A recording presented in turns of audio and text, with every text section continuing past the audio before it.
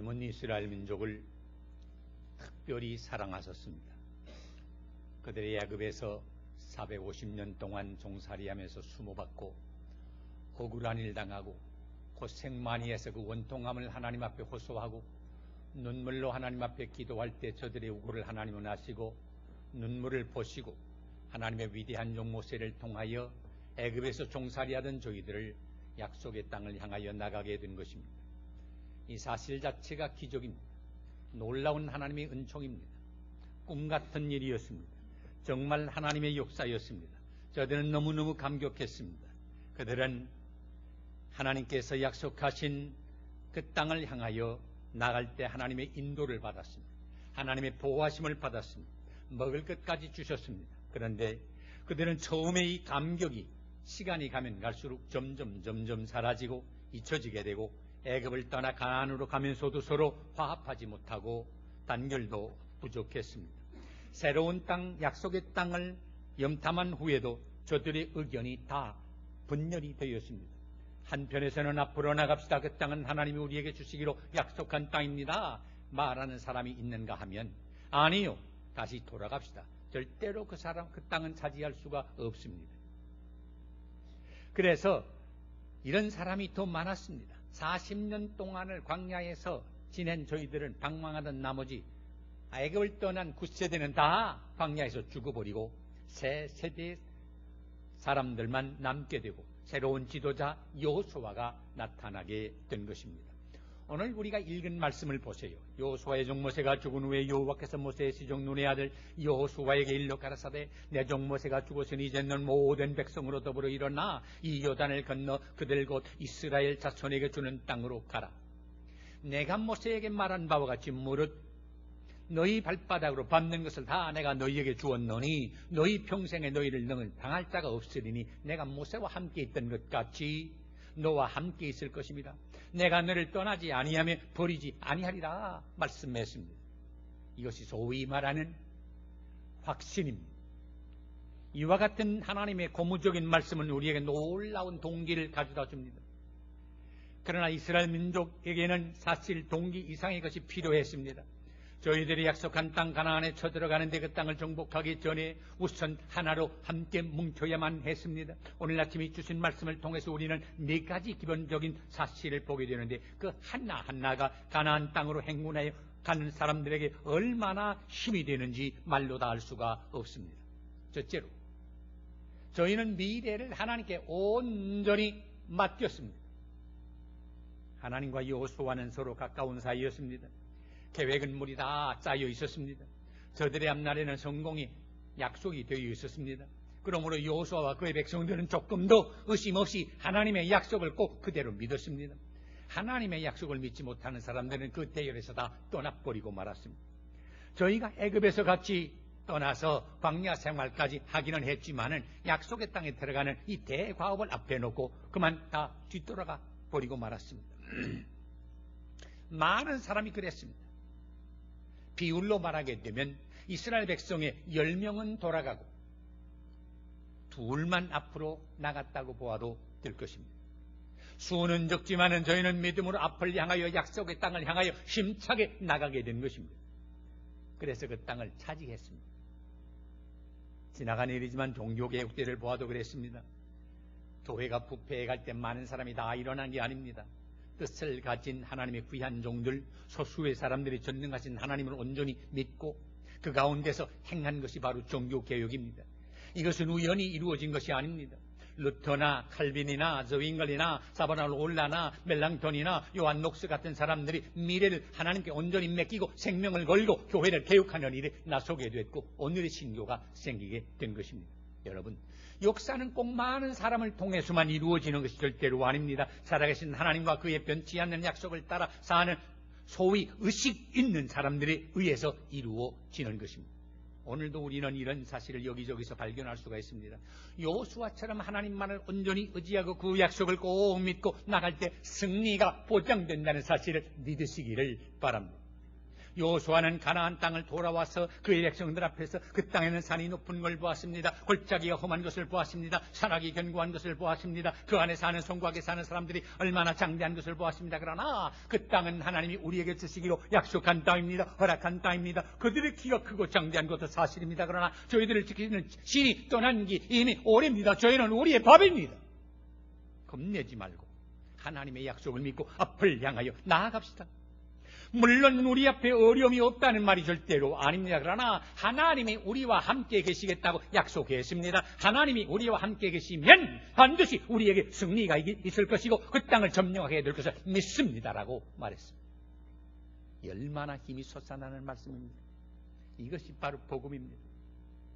저는 이 말씀을 준비하면서 여호수아 1장을 어제 10번 이상 읽었습니다. 읽을수록 힘이 솟아납니다. 읽을수록 도전이 생깁니다. 읽을수록 확신이 생깁니다. 용기가 생깁니다. 사랑하는 여러분, 우리의 역사는 계속 쓰여집니다. 믿음으로 살면 언젠가는 여러분의 이름이 그 역사 속에 남게 될 줄을 믿으시기를 바랍니다. 둘째로 저희는 실패에 대한 두려움이 없도록 도전을 받아들였습니다.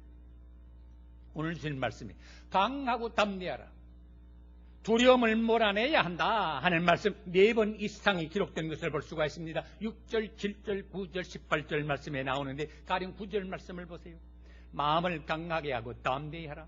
두려워 말면 놀라지 말라. 내가 어디로 가든지 네 하나님 여호와가 함께 하느니라. 오늘의 말씀대로 표현한다고 할 것이면 흔들리지 말라. 어떤 위험에도 절대로 눌리지 말라 하는 말입니다. 우리는 언제나 무슨 일을 새로운 일을 하게 될 때는 실패에 대한 두려움이 거인처럼 우리 앞을 가로막고 있는 게 사실입니다. 그러므로 우리가 그대로 밀고 나가야 바로 설 수 있는 자리가 생깁니다. 그냥 있으면 설 수 있는 자리가 없습니다. 역량이 여기 크면 클수록 실패에 대한 두려움이 더 커지는 법입니다. 그렇기 때문에 여호수아를 따르는 이스라엘 백성들이 가나안을 점령한다는 것이 더욱 놀라운 일이었습니다. 많은 사람들이 안 된다고 말합니다. 인간적인 연지에서는 절대로 불가능하다고 하는 이런 상황에서 하나님의 약속만을 믿고 앞을 향하여 나가는 여호수아의 군대에는 도전을 받았습니다. 오늘 우리의 생활을 한번 생각해 보세요. 우리는 하나님 앞에 얼마나 간절한 마음으로 믿음으로 기도합니까? 오 주님, 주님은 전능하십니다. 주님에게는 능치 못하심이 없는 것을 믿습니다. 주님에게는 절대로 실패가 없으십니다. 그러므로 오늘 이 일을 주님께 온전히 맡깁니다. 주님께 간구합니다. 이루어 주시옵소서 믿습니다. 이렇게 뜨겁고 간절하게 그리고 신학적으로 정당하게 기도하고 나서 주변을 돌아보며 한숨을 내쉬며 눈살을 찌푸리고 여러분, 오늘 우리가 직면한 이 문제는 도저히 어떻게 할 수가 없습니다. 불가능한 일입니다라고 말하지 않습니까? 오늘 우리의 믿음이 그렇게 되기가 쉽습니다. 전에 베드로가 감옥에 갇히게 되었을 때 성도들이 밤을 새워가며 기도했습니다. 하나님께서 놓아주실 줄 믿습니다. 하나님의 역사가 일어날 줄 믿습니다. 다 아멘했습니다. 정말 베드로가 감옥에서 풀려 나와서 문을 두드리고 계집아이가 나가서 누구냐 베드로 선생님 깜짝 놀랐습니다. 너무 놀래가지고 감격해가지고 베드로 선생님이 돌아왔습니다. 베드로 선생님 돌아왔어. 웃기지 마라. 감옥에 갇힌 분이 어떻게 나오겠냐. 믿습니다. 놓아주기를 믿습니다. 하긴 해서도 실제로 이루어 주니까 믿지 못한 게 우리 인간입니다. 그런데 여러분 분명히 들으세요. 우리에게는 절망적인 상황이 있는 것이 아니라 절망하는 사람이 있을 따름입니다. 사람 보기에 불가능한 듯한 것이 사실이지만은 불가능하게 한 것을 할 수 있는 일에 보람 있는 일 아닙니까? 힘든 일을 하는데 의미가 있지 않습니까? 쉬운 일은 누구나 한 거 아닙니까? 다른 사람을 고무시켜주는 사람은 막다른 벼랑 끝에서 보이지 않는 다리를 보는 사람입니다. 낭떠러지에서 다리를 볼 수 있는 눈을 가지는 여러분 되시기를 바랍니다. 세계 제2차 대전 가운데 가장 어려운 때에 영국 런던에서는 강요회의가 열렸습니다. 프랑스가 막 항복하고 난 다음입니다. 처칠 수상은 어두운 얼굴로 그 당시의 상황을 설명했습니다. 실제로 조그마한 브리티시 섬만이 남아있었을 뿐이었습니다. 저철 수상이 얼굴을 쳐다보는 강요들의 얼굴에는 냉소적인 침묵이 감돌았습니다. 절망과 항복의 유혹이 그 얼굴에 뚜렷했습니다. 이때 꿈을 지는 위대한 정치가 저철 수상은 잠시 침묵을 지키더니 입가에 희미하게 미소를 띠면서 반짝이는 눈빛을 가지고 풀이 주고 앉아있는 강요들을 향하여 말합니다. 여러분, 겁내지 마세요. 힘을 내세요. 나는 오히려 지금 힘이 솟아납니다. 인생의 결과를 모르고 쏘아 올리는 것만큼 멋있는 일은 다시 없다고 생각합니다. 얼마나 위대한 말입니다. 많은 사람이 저철 수상을 따르는 이유도 무리가 아닙니다. 그의 정신에는 실패에 대한 두려움이 전혀 없었습니다. 사랑하는 여러분, 아무리 어려운 처지에 있다고 할지라도 실망하지 마세요. 망하리라는 생각은 아예 하지도 마세요. 여호수아서를 계속 읽어간다고 할 것이면 이스라엘 백성들이 용기 있게 그들의 문제를 해결해 나가는 모습을 볼 수가 있습니다. 오늘 주신 말씀 10절 이하를 보세요. 그들이 행한 두세 가지 일을 보는데 저들은 스스로 준비했습니다. 종족의 차이를 무시했습니다. 이기심을 극복하려고 서로 도왔습니다. 얼마나 놀랍습니까? 완전히 무장한 막강한 군대가 두려움을 모르고 힘차게 전진하고 있습니다. 그들은 오직 믿음으로 앞으로 나아간 것뿐입니다. 게이트 밀러라는 사람이 이런 말을 한 적이 있습니다. 누구든지 새로운 모험에 들어가는 사람은 두려운 마음을 가지게 되며 내적인 갈등도 가지게 됩니다. 버리고 싶은 유혹도 느끼게 되는 것이 사실입니다. 그러나 모험을 해서 성공하는 사람과 시작도 안 해본 사람의 차이는 하늘과 땅에 엄청난 것이 있습니다. 새 일을 시작하는 사람에게는 역경과 좌절을 딛고 일어서는 방법이 있습니다. 게이트 밀러는 실패의 두려움에 위험당하지 아니하고 쓰레기를 이용하여서 백만장자가 된 위대한 사업가. 셋째로, 저희들은 자신의 차이를 무시하고 계급을 통일시켰습니다. 사람이 모인 데는 어디나 누구를 막론하고 명예를 얻고 싶어합니다. 누가 좀 알아주기를 바랍니다. 누가 더 높은 지위를 차지한가 하는데 관심이 큽니다. 누가 더 조명을 받느냐 하는데 관심이 얼마나 많은지 모릅니다. 그렇기 때문에 여기에 중상이 생기고 모략이 생깁니다. 비난이 생기고 수군거림이 생깁니다. 며칠 전에 신문을 보니까 있었던 캘리포니아 지방의 한국 교포들 비교적 많이 사는데 한국 교포들 사이에 무슨 모임이 있는데 이 모임에도 어려움이 얼마나 많은지 모릅니다. 그 장 한 번 되려고, 위원장 한 번 되려고, 회장 한 번 되려고 중상모략을 해서 싸움이 얼마나 크고 이걸 여러분 잘 아시죠? 또 아마 이북에서 온 분들, 이북 오도민들을 대표한 모임이 있대요. 저도 이북에서 온 사람 중 하나입니다만 오도민들을 대표한 사람의 모임인데 여기도 쫙 갈라졌대요. 그래서 정부에서 오도민을 좀 초청할 때는 어느 패를 택해야 될지 몰라서 과거 장관을 지낸 분이 사절단으로 와가지고 이제 회합을 하는데 화목시키는 걸 한대요. 만약에 그게 안 되면 금년에는 정부에서 오도민 대표는 초청할 수가 없다 그래요. 이렇게 좀 두각을 나타내 보려고. 지난 주간에 어느 집사님이 제 방에 와서 상담을 하면서 어려운 문제를 말해서 자기가 산악회에 속해 있는데 그 산악회 이사회가 있고 이사장이 있고 자기도 이사 중에 하나고 그런데 그 안에서도 문제가 생겨서 이사장을 가려야 된다고 뭐 난리가 나고 투서가 들어가고 또 삐를 뿌리고 그래요. 그래서 몇 분이나 산악회원이 몇 분이나 됩니까? 그러니까 12사람이 야 그래서 거기에서도 뭐 좀 올라가 볼라. 야 거기는 예수님의 제자 때도요 12제자 가운데 예수님이 왕으로 등극하게 되면 누가 왼편에 앉고 누가 오른편에 앉나 이것 때문에 미리 교섭한 사람이 있잖아요. 또 이것을 아는 사람들이 섭섭해가지고 기분이 나빠가지고 제자들 사이에 신경전이 벌어지고 안부가 벌어지지 않았어요. 소위 교회를 대표한다는 분들이 모이는 노회나 총회들 가봐도요 총회장이 누가 되느냐, 서기가 누가 되느냐, 부장이 누가 되느냐, 위원장이 누가 되느냐 하는 것 때문에 참 교인들 앞에 말하기 부끄러운 일들이 얼마나 많은지 모릅니다. 예수 믿는 거하고는 과히 상관이 없습니다. 한 교회도 그렇습니다. 누가 목사를 가까이 해가지고 중요한 자리에 일하게 되나 하는 것 때문에 눈에 불을 켜고 봅니다. 그것 때문에 소비하는 정력이 얼마나 큰지 모릅니다.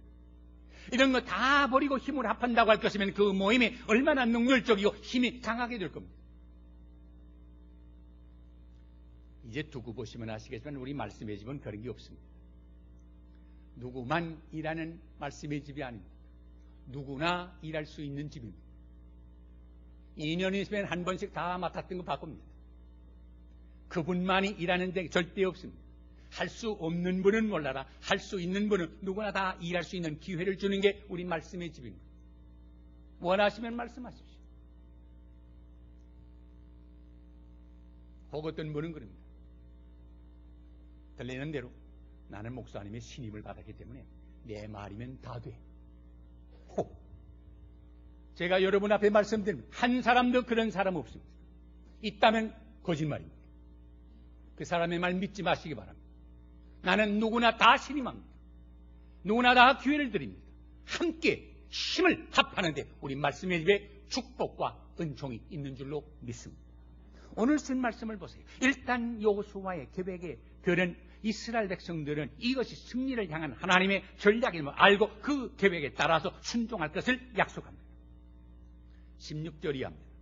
그들이 여호수아에게 대답하여 가로되 당신이 우리에게 명하신 것은 우리가 다 행할 것이요 당신이 우리를 보내시는 것은 우리가 다 가리이다. 우리는 범사의 모세를 청종한 것 같이 당신을 청종하려니와 오직 당신의 하나님 여호와께서 모세와 함께 하시던 것 같이 당신과 함께 하시기를 원하나이다. 누구든지 당신의 명령을 거역하며 당신이 시키는 말씀을 종종치 아니하는다. 그는 죽임을 당하리니 오직 당신은 마음을 강하게 하시며 마음을 담대히 하소서. 여러분 분명히 들으세요. 이 말은 실패와 패배 그리고 불신으로 얼룩진 역사를 가진 사람들 입에서 얼른 튀어나온 말이 절대로 아닙니다. 그러나 그것은 다 지나간 세대의 일입니다. 서로의 차이를 잊고 다시 시작하는 것입니다. 같은 목적지를 향해 하나님의 백성들이 함께 행군해 나아가는 이런 화합된 분위기를 생각해 보십시오. 얼마나 놀랍습니까? 이 말은 노아네가 꼭 같아야 한다 하는 말이 아닙니다. 우리는 하나님의 창조에 의해서 같을 수도 없거니와 같아서도 안 됩니다. 서로 다른 사람들이 화합하는 것이 필요합니다.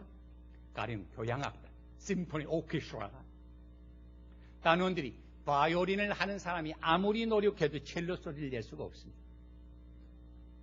트럼펫을 부는 사람이 아무리 노력해도 호른 소리를 낼 수가 없습니다.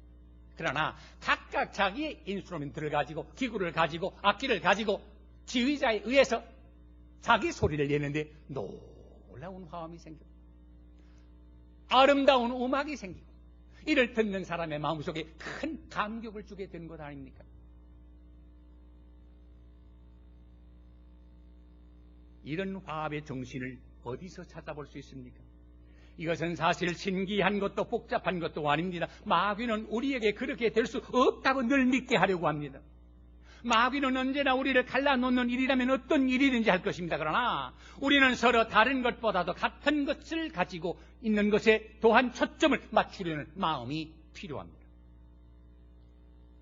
어떤 사람은 교인들이 열심으로 일하는 한 마음 한 뜻으로 일하는 데 가서 초를 칩니다. 해봐야 소용없어. 그러면 누가 알아주긴 하는 줄 알아? 되나 보라고. 절대로 안 될 거야. 우리가 전에도 그러니 해봤다. 근데 안 되더라고. 교회가 뭐 이런 게 있어. 비난합니다. 목사가 뭐 그래. 모든 회의를 하면 혼자 나서서 똑반대합니다.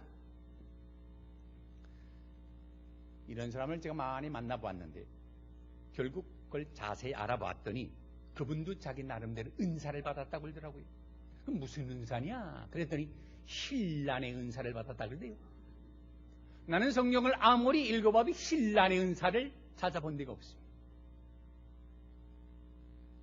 독실한 신자라고 하고 교회를 섬긴다고 하는 사람 가운데도 그런 사실을 하는 사람은 마귀 도구밖에는 없습니다.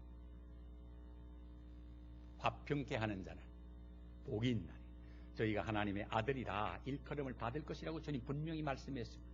뒤집어 말해서 불악해하는 자는 화가 있나니 마귀 자식이라 일컬음을 받을 것이고, 제 말이 틀렸습니다. 마귀는 예나 갈라놓습니다. 하나님의 말씀을 의심하게 만듭니다. 이렇게 해서 약속의 땅으로 들어가는 이스라엘 백성에게 볼 수 있는 네 번째 원칙이 나옵니다. 넷째는 자신을 버리고 하나님을 바라보며 쫓아가는 것입니다. 당신이 우리에게 명하신 것은 우리가 다 행할 것이요 당신이 우리를 보내는 것은 우리가 다 가리이다. 이것은 자진해서 순종하는 말 아닙니까? 그렇습니다. 하나님의 일은 억지로 할 수도 없고 했어도 안 됩니다. 자진해서 하는 일이 중요합니다. 우리 말씀의 집에 온 식구들은 자진하는 데 있지 억지로 하는 것 없습니다. 우리가 물론 부탁을 합니다. 그러나 못하겠다면 절대로 안 맡깁니다. 집에 가서 후회해봐야 소용없습니다. 자진할 때도.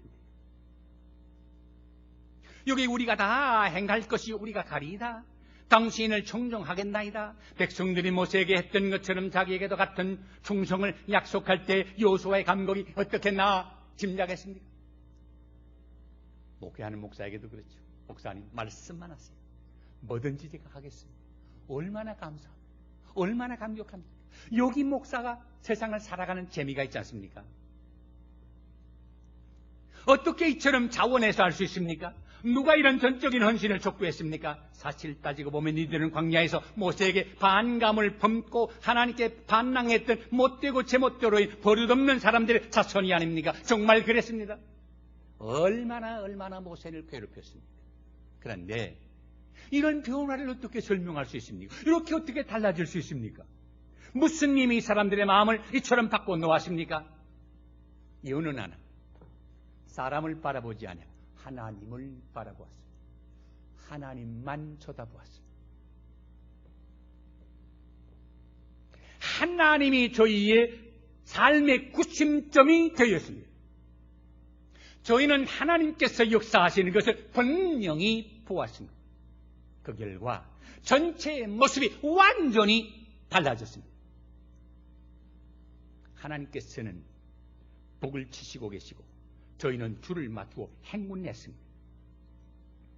우리의 시선을 하나님께 맞춰야 합니다. 제가 잘 아는 분들 가운데도, 더 목사님들 가운데도 저를 만나서 목사님, 그 부정적인 표현을 하는 사람이 있습니다. 목사님, 말씀의 집엔요, 그 LA나 오렌지 카운티에서 제일 말썽 부리는 사람들이 갔을 겁니다. 전 반대로 말합니다. 그게 아니다. 사람들끼리 싸우는 거 보기 싫어서, 이 편도 싫고 저 편도 싫어서 나는 그 싸우지 않는 데로 간다 해서 말씀의 집에 왔을 거다. 혹! 말썽 부리는 사람이 왔다 해도 괜찮다. 하나님을 바라보면 말씀의 집에 온 다음부터는 완전히 그 삶 자체가 변하게 될 것이다. 저는 이런 확신이 있기 때문에 말씀의 집을 하고 있습니다. 그래요. 여러분 하나님을 바라보세요.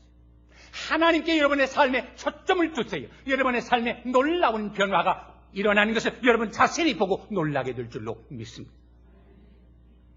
이처럼 우리가 힘을 합할 때 우리의 삶이 어떤 결과가 나타납니까? 우리 말씀의 집에서는 서로 작은 차이를 무시해버리고 단합하는 일이 필요합니다. 그래야 적에게 넘어가지 않습니다. 여기 계신 분들 가운데는 감리교소 신앙생활하던 분, 장로교소 신앙생활하던 분, 성결교에서 신앙생활하던 분, 그 밖에 여러 교단에서 훈련받은 분들이 계실 겁니다. 오시면 모든 게 좀 다를 겁니다. 이거 감리교 같지 않은데? 이거 장로교 같지 않은데? 이거 성결교 같지 않은데? 그래요. 당연합니다. 말씀의 집은 이것도 아니고 저것도 아닌 독립교회라서 독특한 성격을 가지고 있는 하나님 중심, 말씀 중심의 교회입니다. 왜 감리교처럼 하나 걸지 마세요. 왜 장로교처럼 하나 걸지 마세요. 우리는 하나님 중심, 말씀 중심으로 나가는 화평한 힘을 합한 교회입니다. 우리가 힘을 합하려면 사랑으로 서로 약점을 덮어주는 일이 필요합니다. 왜 갈라집니까? 한마디로 말하면 사랑 없어 그럽니다. 베드로전서 4장 7절 이하를 보세요. 만물의 마지막이 가까웠으니 그러므로 너희는 정신을 차리고 근신하여 기도하라. 무엇보다도 열심으로 서로 사랑할지니 사랑은 허다한 허물을, 허다한 죄를 덮느니라. 믿습니까? 우리 서로 사랑하면 하나 되지 못할 이유가 없습니다. 개인 말해서 미안합니다만 제가 제 아내와 가정생활 하는 지가 지금 45년 됐는데, 그럼 내 아내와 내가 꼭 같고 모든 게 꼭 같아서 그렇게 45년 동안 편안히 사는 줄 아세요? 다릅니다. 나는 언제나 시원한 게 좋습니다. 겨울에도 에어컨을 좀 틀어야 뭘 하는 거지 더우면 싫습니다. 근데 우리 집사람도 더운 걸 좋아합니다. 반대입니다. 근데 어떻게 같이 삽니까? 사랑하니까 서로 양보합니다. 우리 집사람한테 춥지 않아? 그럼 우리 집사람은 덥지 않아? 그러니까 서로 양보하니까 함께 살아갈 수가 있습니다. 여러분, 똑같아서 함께 사는 게 아닙니다. 서로 양보하고 사랑하면 함께 살 수가 있습니다. 우리가 힘을 합하기 위해서는 서로 가까이 교제해야 합니다. 사랑해야 합니다. 남이 나에게 인사하는 걸 기다리지 말고 내가 먼저 인사하세요. 남이 먼저 내게 손 내밀기 전에 내가 먼저 손을 내미세요. 따뜻하고 진실한 손길을 먼저 내미세요. 상대방에게 관심을 가지고 대화의 기초를 삼아보세요. 마음의 문을 활짝 열어보세요. 누구에게나 싸늘한 마음을, 싸늘한 눈을 가지고 대하지 말고 따뜻하게 대해보세요. 놀라운 결과를 발견하게 될 줄로 믿습니다. 보통 말한다, 그 교회 가면 사랑이 없어. 사랑이 없어. 보통 그럽니다. 왜 사랑이 없습니까? 사랑 제가 안 하니까 그렇지. 다 사랑해보세요. 살만합니다. 우리는 모두가 서로를 다른 사람들입니다. 모두가 배우고 우리 앞에는 먼 길이 있습니다. 우리는 주님 오실 때까지 우리 함께 가야 하는 사람들입니다. 우리는 함께 있어야 하는 사람들입니다. 서로 도와야 할 사람들입니다. 그 길이 아무리 멀다고 해도 우리는 함께 가야만 합니다. 우리 모두 참으로 서로를 필요로 하는 우리들입니다. 이것이 저절로 되는 것이 절대로 아닙니다. 나의 책임이고 여러분의 책임입니다. 사랑하는 말씀의 집 성도 여러분, 우리는 위대한 행운을 시작했습니다. 미래를 하나님께 온전히 맡깁시다. 실패에 대한 두려움을 완전히 버립시다. 서로 다른 점보다도 공통점을 찾기 위해서 힘쓰십시다. 하나님만 바라보며 온전히 헌신합시다. 그래서 우리 하나하나가 하나님이 약속하신 그 땅을 차지하는 영광과 축복을 누리게 되시는 여러분 되시기를 축원합니다. 기도하십시다. 하나님 아버지, 많은 사람 가운데서 저희를 불러서 하나님의 백성 삼아주시고 아름답고 축복받는 약속의 땅을 허락해 주신 것을 감사합니다. 이 땅을 차지하기 위해서 미래를 하나님께 맡기게 하시고 실패에 대한 두려움을 버리게 해주시고 우리 서로의 다른 점보다도 공통점을 찾기에 힘쓰게 하시고 하나님만 바라보며 온전히 헌신해서 우리 한 사람 한 사람이 하나님이 허락하신 그 땅, 약속하신 그 땅을 다 차지하게 하여 주시옵소서. 예수님의 이름으로 간절히 기도하옵나이다.